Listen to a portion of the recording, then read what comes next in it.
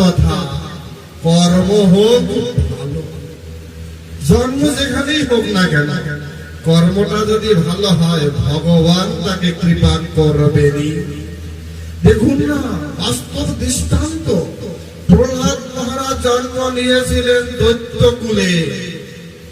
দৈত্যকুলে জন্ম নিয়েও ভগবান বিষ্ণুর চরণে শরণাগত হয়ে ভক্ত হয়েছিলেন।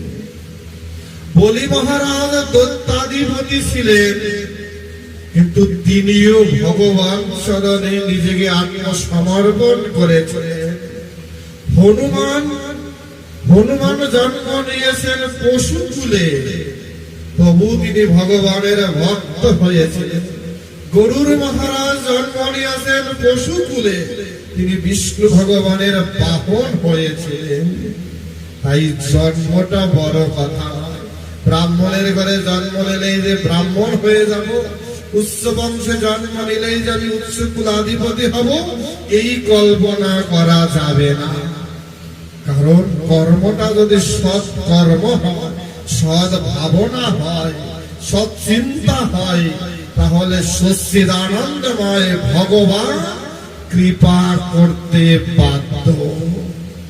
ভগবান কৃপা করতে বাধ্য।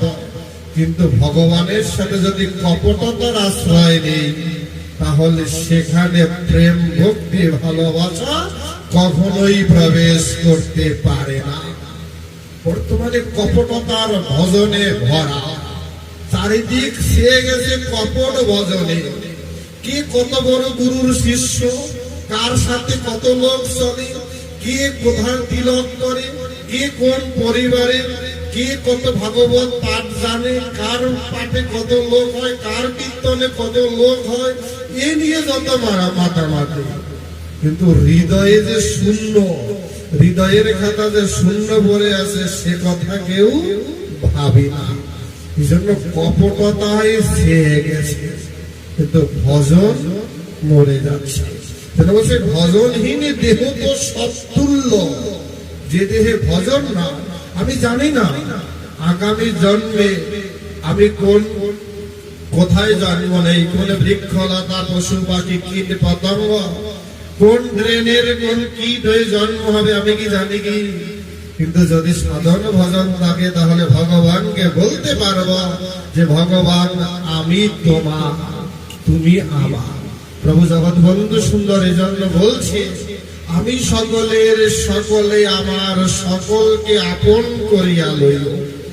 কত সুন্দর মানবতার কথা, কত উচ্চ মার্গের শিক্ষা, যে তুমি যদি সবাইকে আপন করে নিতে পারো, তাহলেই তুমি ভজন লাভ করবে, ভগবান লাভ করবে। আমরা বলতেছিলাম প্রভু বন্ধু সুন্দরের বাণী সম্পর্কিত আলোচনা, বলেছি বৈষ্ণবী রুচি, শুদ্ধা ভক্তি গোপী ভাব, এরপরে চতুর্থ তো আসবে কৃষ্ণ রস। কৃষ্ণ রস এত সহজ, কৃষ্ণ রস পাওয়া। কৃষ্ণ রস কি এত সহজ পাওয়া?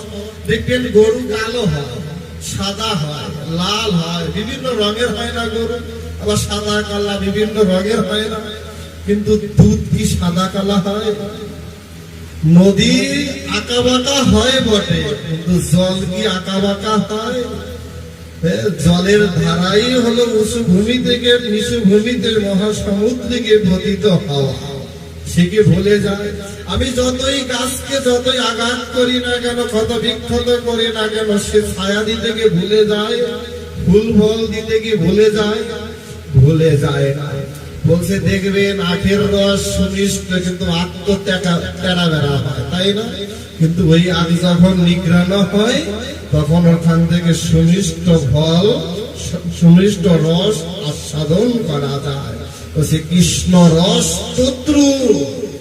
কৃষ্ণ নাম করতে করতে, কৃষ্ণ প্রেমে ডাকতে কাঁদতে কাঁদতে একটা সময় কৃষ্ণ প্রেমের ভাবে ভাবিত হওয়া যায়।